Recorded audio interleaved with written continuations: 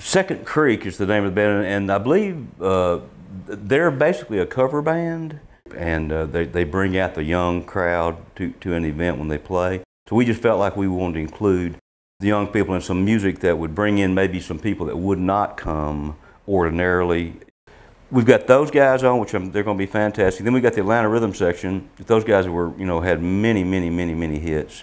Mac McAnally, of course, is from this area and has had so much success on his own right, and he's in the Jimmy Buffett Band. He's 4-time CMA Musician of the Year, which is voted on by all the other musicians in Nashville, and that's a pretty high honor. And then a good friend of mine, Jimmy Hall and Wet Willie, who I personally feel is one of the best bands I've ever heard, and Jimmy Hall is one of the best entertainers I think that there is still. It's a multifaceted event that we put on. It's the 7th year we've been doing this. It really came about when my father passed away in 2003. 2 years later, I think 2005 was the first one we did. And, we just got to thinking that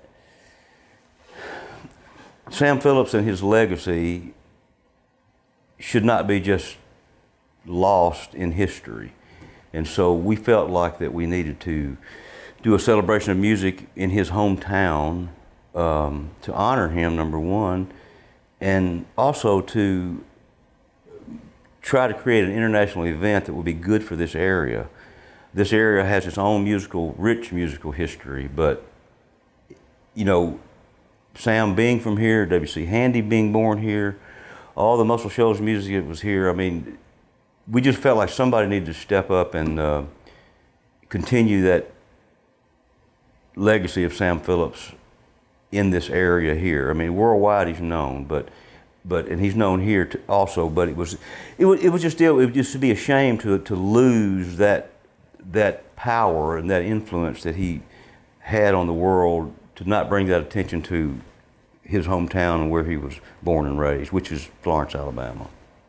My daughter Hallie she's our director of digital marketing for our entire corporation here, and she has been more help than I can tell you on these celebrations. She's taken a big load off of me. And what is she doing? Well, she is coordinating all the social media, which is very important today.